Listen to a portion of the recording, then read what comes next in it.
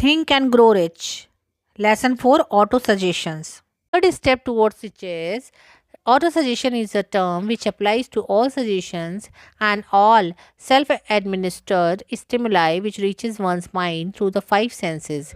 Stated in another way, auto suggestion is self suggestion. It is the agency of communication between that part of mind where conscious took thought play take place and that which serves as a seat of action for the subconscious mind. Through the dominating thoughts which one permits to remain in the conscious mind, whether these thoughts be negative or positive is immaterial. The principle of autosuggestion voluntarily reaches the subconscious mind and influences it with these thoughts. No thoughts, whether it be negative or positive, can enter the subconscious mind without the aid of the principle of autosuggestion. With the exception of thoughts picked up from the either, stated differently, all sense impressions which are perceived through the five senses are stopped by the conscious thinking mind and may be either passed on to subconscious mind or rejected at will. The conscious faculty serves therefore as an outer guard to the approaches of the subconscious. Nature has so built man that he was absolute control over the material which reaches the subconscious mind through his five senses. Although this is not meant to be constructed as a statement that man always exercise this control, in the great majority of instances he doesn't not exercise it, which explain why so many people so through life in poverty. Recall what has been said about the subconscious mind resembling a fertile garden spot in which weeds will grow in abundance. If the seeds of more desirable crops are not shown therein, autosuggestion is the agency of control through which an individual may voluntarily feed his subconscious mind on thoughts of a creative nature or by neglect permit thought of a destructive nature to find their ways into this rich garden of the mind. You are instructed in the last six steps described in the chapter on desire to read aloud twice daily, described in the chapter on desire to read aloud twice daily the written statement of your desire for money and to see and feel yourself already in possession of the money. By following these instructions, you communicate the object of your desire directly to your subconscious mind in a spirit of absolute faith. Through repetition of this procedure, you voluntarily create those habits which are favorable to your efforts to transmute desire into its monetary equivalent. Go back to these six steps described in chapter 2 and read them again very carefully before you proceed further. Then, when you come to it, read very carefully the four instructions for the organization of your mastermind group described in the chapter on organized planning. By comparing these two sets of instruction with that which has been stated on autosuggestion, you of course will see that the instructions involve the application to the principle of autosuggestion. Remember therefore, when reading aloud the statement of your desire through which you are endeavoring to develop a monetary consciousness, that the mere reading of the words is no consequence unless you mix emotions of feeling with your words. If you repeat a million times the famous Emil Q formula day by day in every way, I am getting better and better without mixing emotions and faith with your words, you will experience no desirable results. Your your subconscious mind recognize and act upon only thoughts which have been well mixed with emotion or feeling. This is a fact of such importance as to warrant repetition in practically every chapter, because the lack of understanding of this is the main reason the majority of people who try to apply the principle of autosuggestion get no desirable results. Plain unemotional words do not influence the subconscious mind. You will get no appreciable result until you learn to reach your subconscious mind with thoughts or spoken words which have been well emotionalized with belief. Do not become discouraged if you cannot control and direct your emotions the first time you try to do so. Remember, there is no such possibility as something for nothing. Ability to reach and influence your subconscious mind has its price, and you must pay that price. You cannot cheat even if you desire to do so. The price of ability to influence your subconscious mind is everlasting persistence in applying the principle described here. You cannot develop the desired ability for a low price.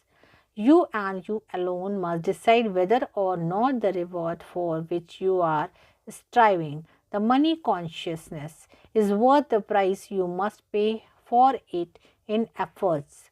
Wisdom and cleverness alone will not attract and retain money except in few very rare instances where the law of averages favors the attraction of money through these sources. The method of attracting money describing here does not depend upon the law of averages. Moreover, the method plays no favorites. It will work for one person as effectively as it will for another. Where failure is experienced, it is the individual, not the method, which has failed. If you try and fail, make another effort and still another until you succeed. Your ability to use the principle of autosuggestion will depend very largely upon your capacity to concentrate upon a given desire until that desire becomes a burning obsession. When you begin to carry out the instructions in connection with the 6 steps described in the second chapter, it will be necessary for you to make use of the principle of concentration. Let us hear offer suggestion for the effective use of the concentration. Let us here offer suggestions for the effective use of the concentration when you begin to carry out the first of the 6 steps, which instructs you to fix in your own mind the exact amount of money you desire. Hold your thoughts on that amount of money by concentration or fixation of attention with your eyes closed until you can actually see the physical appearance of the money. Do this at least once each day. As you go through these exercises, follow the instructions given in the chapter on faith and see yourself actually in possession of the money. Here is a most significant fact. The subconscious mind takes an orders given it in a spirit of absolute faith and acts upon those orders. Although the orders often have to be presented over and over again through repetition before they are interpreted by the subconscious mind. Following the preceding statement, consider the possibility of applying a perfectly legitimate trick on your subconscious mind by making it believe, because you believe it, that you must have the amount of money you are visualizing, that this money is already awaiting your claim, that the subconscious mind must hand over to you practical plans for acquiring the money which is yours. Hand over the thoughts suggested in the preceding paragraph to your imagination and see what your imagination can or will do to create practical plans for the accumulation of money through transmutation of your desire. Do not wait for a definite plan through which you intend to exchange services or merchandise in return for the money you are visualizing, but begin at once to see yourself in possession of the money, demanding and expecting meanwhile that your subconscious mind will hand over the plans or plans you need. Be on the alert for these plans, and when they appear, put them into action immediately. When the plans appear, they will probably flash into your mind through the sixth sense in the form of an inspiration. This inspiration may consider a direct telegram or message from infinite intelligence. Treat it with respect and act upon it as soon as you receive it. Failure to do this will be fatal to your success.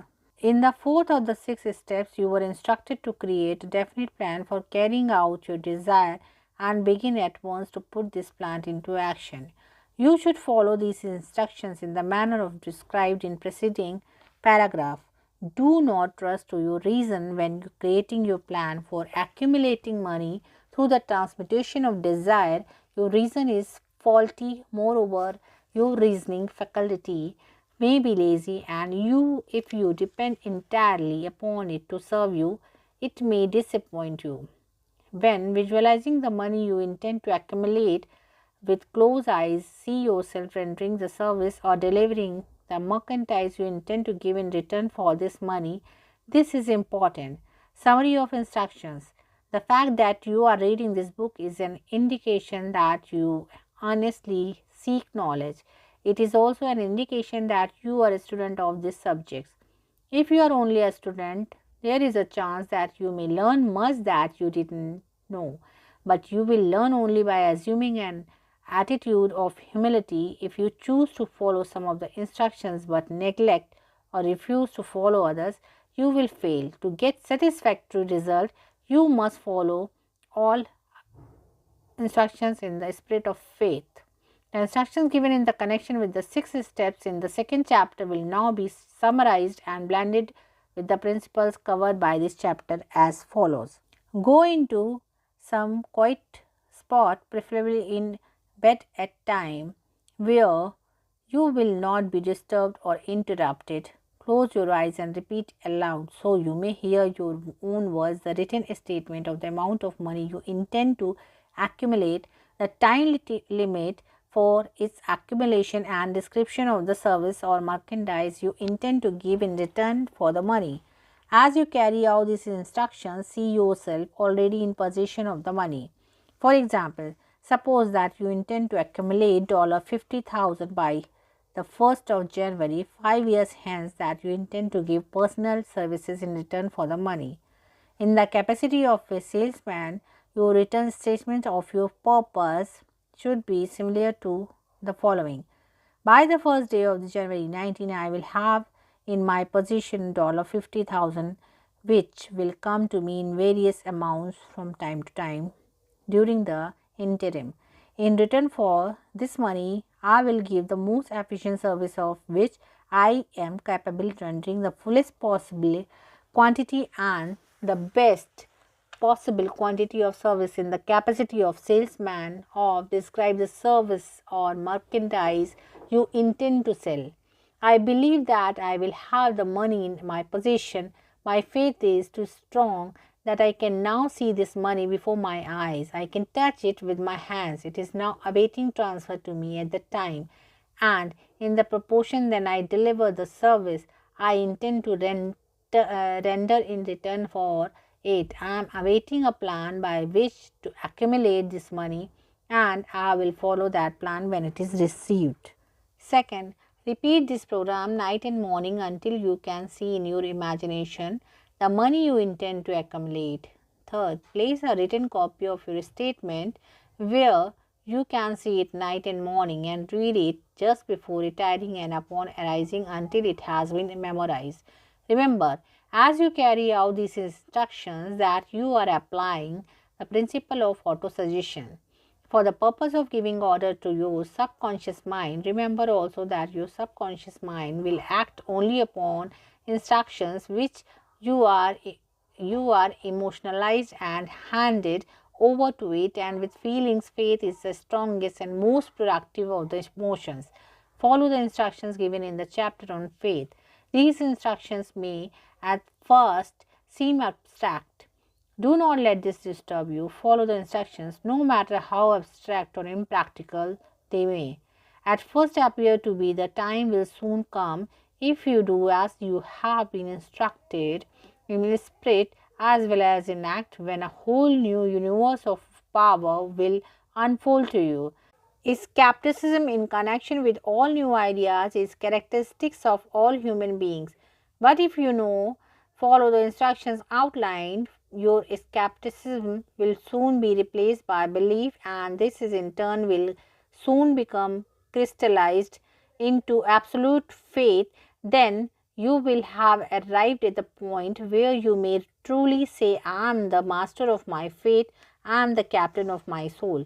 Many philosophers have made the statement that man is the master of his own earthly destiny, but most of them have failed to say why he is the master. The reason that man may be the master of his own earthly status, and especially his financial status is thoroughly explained in this chapter. Man may become the master of himself and of this environment because he has the power of influence his own subconscious mind and through it gain the cooperation of infinite intelligence. You are now reading the chapter which represents the keystone to the arch of the philosophy.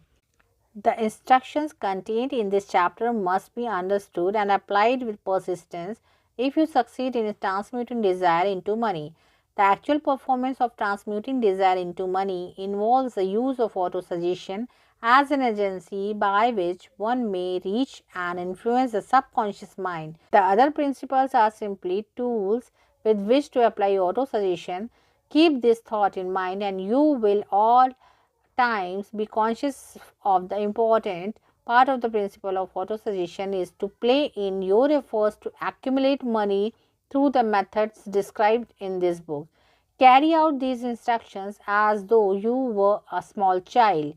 Inject into your efforts something of the faith of a child. The author has been most carefully to see that no impractical instructions were included because of his sincere desire to be helpful. After you have read the entire book, come back to this chapter and follow in spirit and in action these instructions. Read the entire chapter aloud once every night until you become thoroughly convinced that the principle of autosuggestion is sound, that it will accomplish for you all that has been claimed for it. As you read, underscore with a pencil every sentence which impress you favorably. Follow the foregoing instructions to the letter, and it will open the way for a complete understanding and mastery of the principle of success.